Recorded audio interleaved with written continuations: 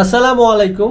বর্তমান এই সময়ে আমরা বিভিন্ন ধরনের ডকুমেন্ট লেখালেখির কাজে কম্পিউটার ব্যবহার করে থাকি।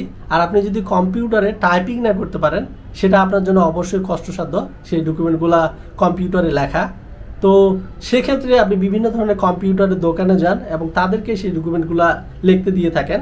তো এখন যদি আপনি কম্পিউটারে টাইপিং নাও করতে পারেন, আপনাদের জন্য এই ভিডিওটি। আপনারা ভয়েস কমান্ডের মাধ্যমে কিভাবে খুব সহজেই সেই ডকুমেন্টগুলো লিখতে পারেন সেটাই আজকে আমি আপনাদের দেখাবো।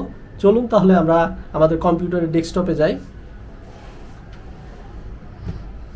প্রথমেই আমি আমার ব্রাউজারটি ওপেন করে নিচ্ছি। এরপরে সার্চ বারে লিখছি গুগল ডক্স এবং এন্টার বাটনটি প্রেস করছি। তো সবার প্রথমে যে লিঙ্কটি দেখতে পাচ্ছেন, এটাতে তখনই আপনি লগ ইন করতে পারবেন, কারণ হচ্ছে আমার এখানে এই যে আমার জিমেলটি লগ ইন করা আছে। তো অবশ্যই আপনার জিমেলটি লগ ইন করা আছে কিনা সেটা চেক করে নেবেন। তারপরে আমি এই বাটনটিতে ক্লিক করছি এবং এইখানে আমরা যেহেতু গুগল ডক্সে লিখবো, so go to Google Docs অপশানে ক্লিক করব এবং এখান থেকে যে কোনো একটি ব্ল্যাঙ্ক ডকুমেন্ট আপনারা ওপেন করে নেবেন।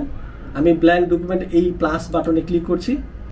এখন আমরা ভয়েস কমান্ডে লেখার জন্য টুলস বাটনে ক্লিক করব এবং এখান থেকে ভয়েস টাইপিং দেখতে পাচ্ছেন একটি অপশন। এটা আপনি যদি আপনার কিবোর্ডের Ctrl+C+S বাটনটি প্রেস করেন তাহলে চলে আসবে।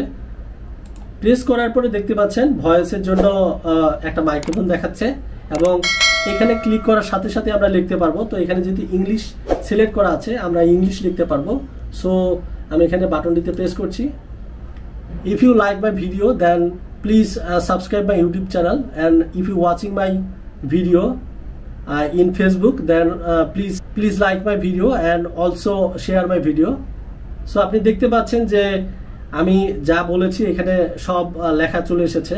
তো এখন আপনি ভাবছেন যে বাংলা কিভাবে লিখবো, সো এটার মাধ্যমে বাংলাও লেখা যাবে। আপনি জাস্ট এখান থেকে ক্লিক করলে দেখবেন যে বাংলা ল্যাঙ্গুয়েজ যেটা সেটা সিলেক্ট করে দিতে হবে। সো এই যে বাংলাদেশ এটা সিলেক্ট করে দিলাম। এরপরে আমি এটাকে তুলে দিচ্ছি এবং বাংলা লিখব। আমার এই ভিডিওটি যদি আপনাদের ভালো লেগে থাকে তাহলে অবশ্যই আমার এই ভিডিওটি আপনি যদি ফেসবুক থেকে দেখে থাকেন লাইক করবেন এবং ভিডিওটি আপনার বন্ধুর সাথে শেয়ার করে থাকবেন। আর এই ভিডিওটি যদি আপনি ইউটিউব থেকে দেখে থাকেন তাহলে অবশ্যই আমার চ্যানেলটি সাবস্ক্রাইব করে রাখবেন পরবর্তী ভিডিওগুলো পাওয়ার জন্য। তো আজকের এই ভিডিওটি এ পর্যন্তই। পরবর্তী ভিডিওগুলো পাওয়ার জন্য অবশ্যই আমার চ্যানেলটি সাবস্ক্রাইব করে রাখবেন। এ পর্যন্ত ধন্যবাদ আপনাদেরকে আমার এই ভিডিওটি দেখার জন্য। আসসালামু আলাইকুম।